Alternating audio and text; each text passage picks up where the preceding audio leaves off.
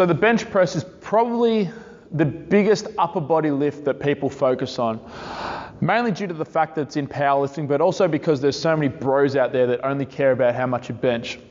Mark Bell. If you're somebody that feels some sort of strain or some pain at the front of the shoulder whilst benching, today we're going to discuss why this might be happening, and also a strategy that you can employ and some activation type work that you can employ to better position your shoulder blades and ultimately take stress off the front of the shoulder.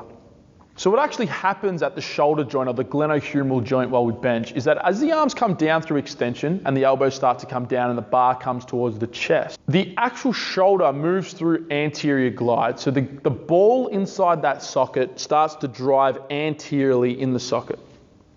This can place some stress on the front of the shoulder, particularly the bicep tendon, and this is often what is causing that pain at the front of the shoulder. It's the bicep tendon getting pushed and going under load whilst coming down through the movement because of this ball driving forward against that tendon and pushing it forward. If this goes unnoticed or unfixed and you just continue to drive through it, what we might actually develop is some sort of tendinosis or tendinitis at the actual bicep tendon. So this is not what we want. So today what we're going to be talking about is how we can improve this and what muscles we can activate on the backside to set our scapula in a more stable position and posteriorly tilt the scapula so that we don't drive the humeral head forward in the socket. And for that, we're going to look at the lower trap. So I'm going to take you to the whiteboard. So first, we need to look at the diagram here.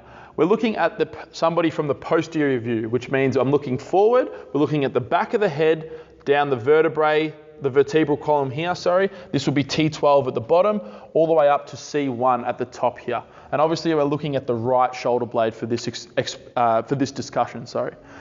So the lower trap fibers originate from around about T4 down to T12 on the spinous process, which just means that they're on the vertebrae down here, and this is where they all originate.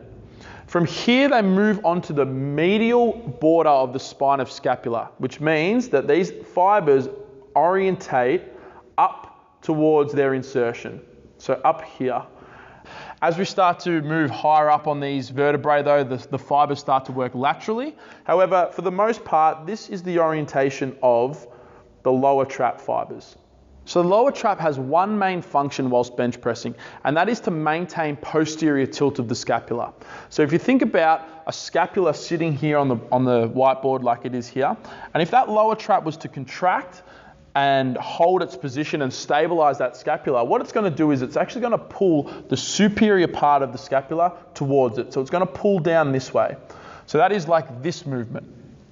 It's rolling the shoulder blade back. This would be anterior tilt, and this would be posterior tilt. And that posterior tilt is what we're trying to maintain as best we can whilst bench pressing.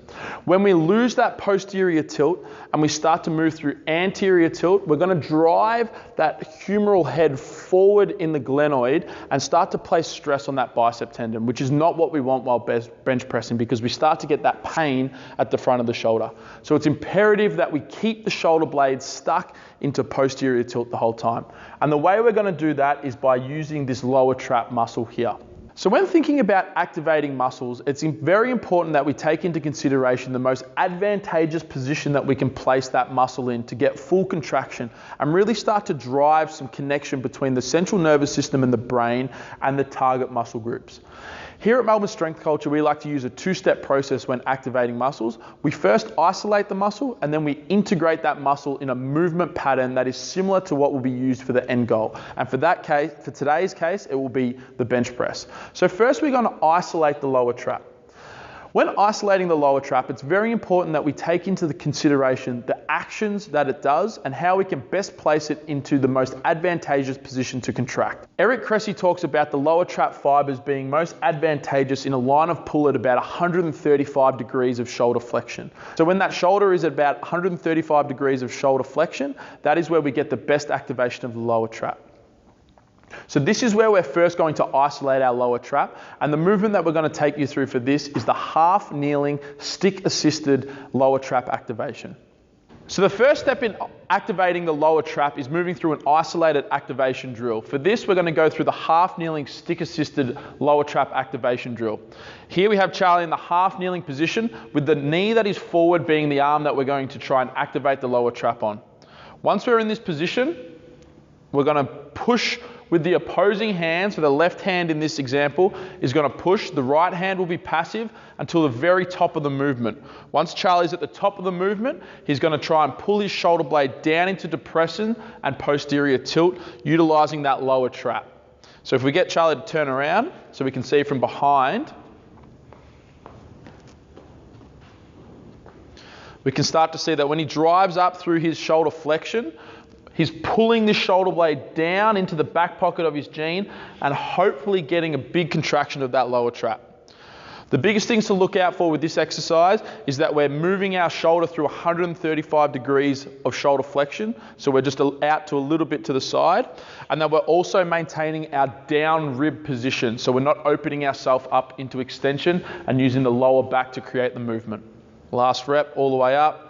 And you'll then pull down and hopefully get a big contraction of that lower trap.